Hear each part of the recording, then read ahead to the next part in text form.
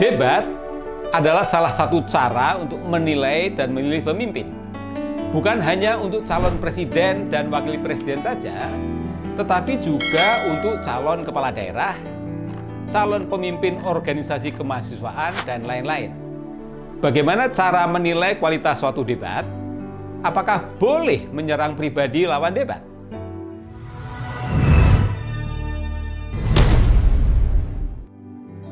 Beberapa kriteria umum untuk menilai kualitas debat adalah: yang pertama, substansi argumen yang terdiri dari ketajaman pemahaman materi, yakni seberapa baik peserta debat memahami dan merinci topik yang dibahas.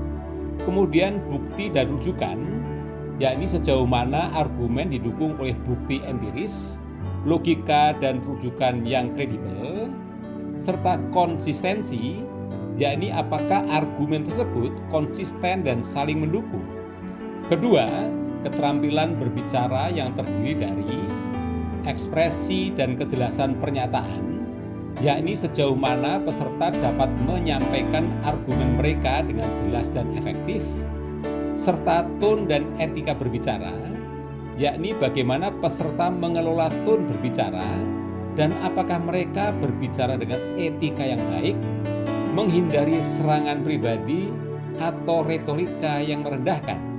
Ketiga, strategi debat antara lain adalah pemilihan dan penerapan strategi, yakni seberapa baik peserta memilih dan menerapkan strategi debat, termasuk counter argumen, rekaan atau penggunaan data statistik, serta kemampuan menanggapi, yakni bagaimana peserta merespon argumen lawan debat dan menyusun tanggapan yang baik. Keempat, kemampuan beradaptasi, yakni kemampuan merespon pertanyaan dan tantangan, seperti sejauh mana kandidat dapat merespon pertanyaan atau tantangan tanpa kehilangan fokus, serta kemampuan beradaptasi dengan perubahan, seperti seberapa baik kandidat dapat beradaptasi dengan perubahan arah debat atau situasi yang tidak terduga. Kelima, gaya dan presentasi seperti gaya berbicara, yakni apakah peserta memiliki gaya berbicara yang menarik dan dapat mempertahankan perhatian audiens, serta penggunaan bahasa, yakni sejauh mana peserta menggunakan bahasa yang jelas sesuai dengan konteks dan audiens. Dan keenam, evaluasi akhir dan kesimpulan, yakni sejauh mana kandidat mampu merangkum argumen dan memberikan kesimpulan yang kuat pada akhir debat, serta kemampuan mempertahankan posisi, yakni bagaimana peserta menutup debat dan menjaga konsistensi dalam pandangan atau argumentasi mereka. Dalam debat yang etis dan bermartabat, menyerang pribadi sebaiknya dihindari. Menyerang pribadi tidak hanya dapat merusak atmosfer dan kualitas debat, tetapi juga dapat mengalihkan fokus terhadap isu utama, menurunkan kredibilitas, dan tidak sesuai dengan prinsip-prinsip dasar etika debat.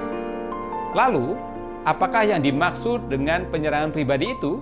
Yang pertama, pernyataan mengenai penampilan fisik, yakni mengkritik atau melecehkan penampilan fisik lawan debat yang tidak relevan dengan argumen yang disampaikan.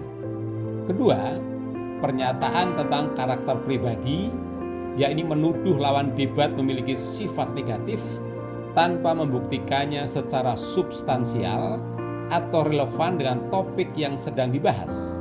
Ketiga, serangan terhadap latar belakang pribadi, yakni menggunakan latar belakang pribadi seseorang seperti pendidikan, pekerjaan, atau kehidupan pribadi untuk merendahkan lawan debat yang tidak ada kaitannya dengan substansi debat. Keempat, kata-kata kasar atau menghina, yakni menggunakan bahasa yang kasar, menghina, atau merendahkan lawan debat dengan tujuan untuk merusak reputasi mereka. Kelima, serangan emosional, yakni menggunakan emosi untuk menyerang lawan tanpa memberikan argumen atau bukti yang relevan. Keenam, diskriminasi atau stereotip, yakni menggunakan unsur diskriminasi atau stereotip berdasarkan suku, agama, jenis kelamin atau karakteristik pribadi lainnya untuk merendahkan atau menghina lawan debat. Dan ketujuh, cerita pribadi yang tidak relevan, yakni mengungkit-ungkit cerita atau informasi pribadi yang tidak relevan dengan isu yang dibahas untuk merusak reputasi lawan debat. Demikian sharing dari saya. Semoga bermanfaat dalam menilai dan memilih calon pemimpin yang akan datang.